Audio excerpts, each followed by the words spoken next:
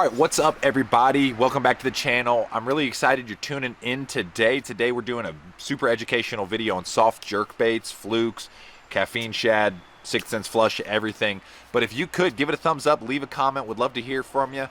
Subscribe to the channel. We're going to play some footage, too, at the end, talking about exactly how I'm throwing these soft jerkbaits, having success on our herring lakes from literally the Carolinas, Georgia, Western North Carolina, and beyond. So, anyways, stay tuned. We are in the full-scale herring spawn across the South. I mean, literally, Lake Murray, Lanier, Hartwell, Kiwi, Burton, Jocassee, and now finally getting into the mountains of Western North Carolina, North Georgia, upstate South Carolina. We've been catching some really big fish. If you saw, Ben Milliken and I won a tournament a couple weeks ago, just a fun little tournament before the elite event. We were throwing a fluke and a topwater bait. We caught a majority of our fish on a fluke, and a ton of people have been reaching out, and they're like, dude, what in the world are you doing with the fluke? And it's crazy because Ben told me he's never thrown a fluke. And when I say fluke, I just mean like soft jerkbait in general, good branding, Zoom, right? Because everyone thinks, when they think soft jerkbait, naturally a fluke is one of the best ones. So anyways, today I was gonna go over the setups that I'm using, the rod, the reel.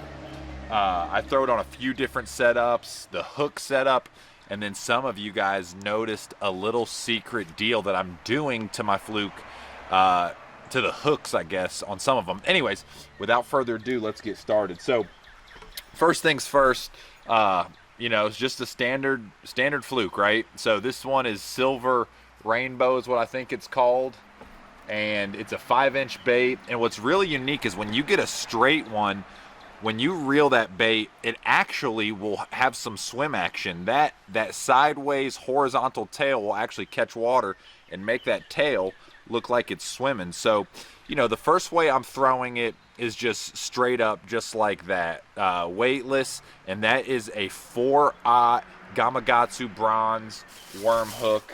Got him right there. So that right there is the hook that I'm using with it.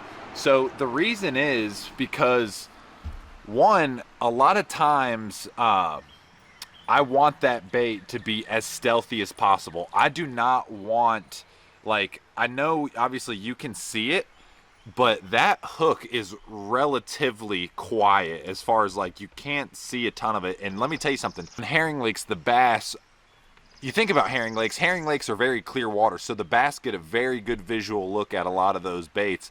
And I'm always trying to do the most low profile hooks as possible with a fluke, because you'll see them obviously on forward facing, but you can definitely see them with your eyes when you're working a fluke atop the cross of the water. They come up and swipe it. They come up and swipe it, whether it's a spotted bass, smallmouth bass, largemouth bass. They'll fly up to it. They don't like how it looks. They'll swipe it. Another one will come up and kind of peel off it. So I'm always trying to be as natural as possible. So for me, it first starts with the hook. So that's just a 4-aught Gamakatsu bronze worm hook. And I kind of expose it, right? Like Texas rig, but exposed. So the main shaft is just barely visible. And then it actually, if you can see, it almost is pointed up ever so slightly. And that gets a great hookup ratio. And here's the deal. Naturally, when you're fluke fishing or throwing a jerkbait or a glide bait or anything that's kind of erratic and cutting, you're going to have fish miss it, because that's just part of it, right? That's just what they do. Bass like to swipe and hit and turn and so forth, so sometimes they'll just naturally miss that booger. But that is how I am rigging my fluke 99% of the time. And then the other thing I'm doing with that specific deal is I am adding lead wire to it, right? So here's some lead wire, and I'll pull off just a little bit right here and kind of show you guys really simple what I'm doing. But I just take it and I'll wrap the shaft of that hook. And the reason is, a lot of times those bass want a faster cadence, and when they want a faster cadence, your fluke, the faster you reel it, it has the chance to blow out. So what this does, just like a belly weighted Gamakatsu beast hook, or just any of the brands, or no, is it Owner Beast, and then the Gamakatsu has belly weighted, and then VMC has the drop deads. But right there, I am taking that booger, I'm wrapping it on, pushing it all the way up. And now, just like that, I've created a little bit of weight for that booger. And that is going, if you can see that, that is going to help it keel so much better and stay true in the water. So I can take that thing and sweep it, and it's going to fly and just stay super straight. And it, you know, when you stop it, it'll cut a little bit, but it won't blow out. It'll stay super, super vertical in the water, which is what I want. You know, I don't see herring rolling and acting crazy right when they're being chased. They're usually you know, just swimming like this as fast as they can, as hard as they can, trying to evade predation. So anyways, that is what I am doing with that booger there. And I'm throwing it on, when I'm throwing it on a bait caster, which I'll be honest, I'm not a huge fan of throwing it on a bait caster. My buddy Tyler Campbell, who I would say is one of the best fluke fishermen honestly in the country on Lake Hartwell, you know, he was throwing it on a bait caster, and he really got me turned on to it. But he uses, I think, as high as 17-pound test. This is 15-pound fluorocarbon. I'm using a 7'3" medium heavy rod, a 7.3 gear ratio. This is a Tatula Fuego. I've got the other one, I think, on a Tatula CT is what this one is. But I use a SV with it too. All of them really good. But that's 15-pound fluorocarbon to that 4/0 hook, and then that fluke right there. So I'm fishing it, you know, when I'm fishing on a bait caster, usually I'm throwing it with some weight because it's a very light bait, and I need to cast far in order to reach fish that are schooling, or maybe I'm seeing fish over top of brush. Whatever I'm doing, I need to be able to cast far, and that little bit of lead wire on the shaft of that hook will allow me to cast that bait much further, which is nice to have on the bait caster. Now the next deal that I do, and I broke off on it, so I'm gonna show you guys, but it is literally just a Gamakatsu rebarb hook, and it's also a 4/0. And this deal, I just thread it on just like a beginner worm fisherman. I thread it straight through the fluke and then straight out of its back, and you know, nothing crazy right here. So I'm gonna grab a fluke, and I always like grabbing a straight fluke, but I'm literally just gonna feed it all the way through. And then it has, obviously, a fluke has that kind of big slit in the belly. If I can hit that slit just right, which I did right there, so now it'll go on, right? So I can slide that bait all the way up there, and I can see where it's going to be very straight on that, and I'm going to push it down. Boom. Just like that. And you want to talk about a stealthy presentation on a fluke right there. That little booger, oh my gosh, is awesome. And that's a lot of times, and that's when literally 100% of the time I'm throwing it with that exposed hook like that. It's going to be on a spinning rod, because that bait is so light, and I want good casting accuracy. I want good cast distance. And like I said, if I'm adding lead, I can get away with throwing it on the bait caster, but if I'm not throwing lead on it, it's so light, and I want to keep that thing at the top. And then sometimes, you know, this obviously will have the tendency to roll a little bit. So like as I'm sweeping it and working it, that fluke might roll and twist and get all crazy. You can add a baby tiny swivel, maybe a few foot up from it, and you'll have a little bit longer leader when you're casting, but that will help cut down on the twisting of the line, which can be kind of cumbersome and just ugly to deal with when you're throwing a fluke on a spinning rod. But you know, that deal right there, those are the two ways I'm really rigging that fluke to have most success. And if you guys know, I mean, I've been a guide on herring lakes for a decade. Man, you gotta be able to be proficient with a fluke. It is one of the best herring imitating baits there is, and they absolutely get bit. As for colors, you know, I'm always telling people I believe in the KISS method. Keep it simple, stupid. I'm not super bright, so when it's sunny, I like something that's chrome, very shiny, very natural, something that looks natural, something that creates a lot of flash. And then when it's overcast or cloudy, I like something that's pearl, like literally pearl. Pearl's a great color, just like that. And then I really like blue glimmer too, which I've got some, I think I've got some in here, but disco violet's another great one. When it's sunny, it's kind of clear. The fish seed, it has a little bit of that blue flash. Those herring, they have that iridescent flash when you hold them up against the sun, but a lot of times they just flash like a real pretty glowing purpley blue. And that disco violet, really good. Disco green's good.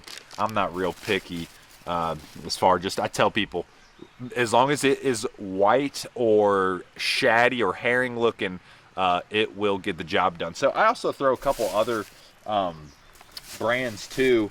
I know Jennings, our head guide over at Dream Catchers, he is in love with the caffeine shad, right? So that is the Strike King caffeine shad right there. Super pretty herring imitating bait. And then I also throw the Sixth Sense flush. I like the Sixth Sense flush, and a lot of times when I'm using multiple different baits, I'm just kind of circulating points. I'm hitting the same point over and over again, and maybe I just want to give them a different look. So once again, like I would throw that color pearl when it's cloudy, and then this is their, I think it's called Threadfin Shad color, and that has a very natural bluish back, and then a pearl kind of sparkly belly. So when it's sunny out, I want something that's natural and has a lot of flash, and when it's cloudy out, I want something that absorbs the light, very visible, like pearls, bones. So that color would be good, I would say, in the sun or the clouds, which is really nice. And same deal with these boogers. The thing I like about the caffeine shad is they are like noticeably heavier, and same with the flushes. The flushes are noticeably heavier than the Zoom Flukes. So that definitely is going to help castability, and I feel very confident throwing those on bait casters. And like I said, you can get away with 15-pound.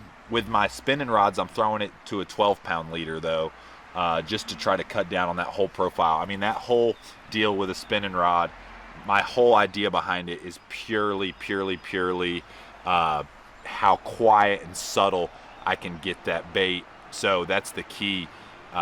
That's the key with it, you know. I just want to be more finessey when I'm using a spinning rod. Less pound test, less everything. I just want it to be super simple. But anyways, that is what I'm doing with the Fluke from really spring through fall. And, you know, the Fluke to me is a great versatile bait.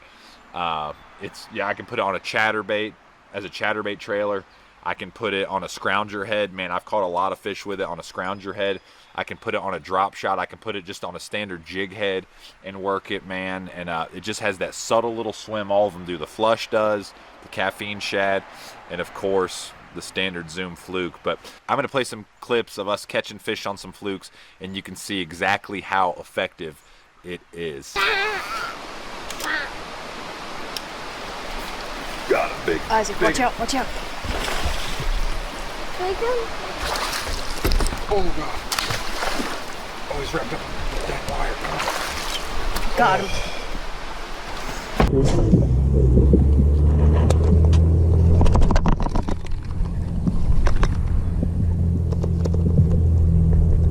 Oh, they're on us. Big and got him. Got him. Giant, dude. Big largemouth. Oh. Largemouth. Let's freaking go. He inhaled. Boom, flip your booty, boy. Oh gosh. Let's go. Let's go. It's such a sick eat. Oh, that was such a cool eat though. Yeah. Dude, that was the coolest freaking eat. Watch out. You rolled it past that bush and he literally sharked it like a great white on a seal. That was so sick. I hadn't looked at that spot in a while. Oh my god. That's a big one. That's a big one. Oh, baby, they're schooling out there too. Let's go. Let's go. Oh my god, look at this 4-pounder. Get in the boat. Oh my god. Let's freaking go.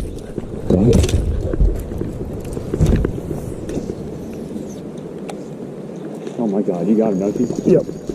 Nice one, right? Good one. Yes. Oh my god. Yes. my god.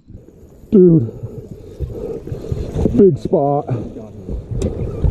Big spot. He ate it so good. He ate it so good. I was hoping there'd be some more followers. Right? I don't think there is, though. He just came up and smashed it. Stay pinned, buddy. Stay pinned. Stay pinned. Come on. Oh, he took so good. Oh, crap.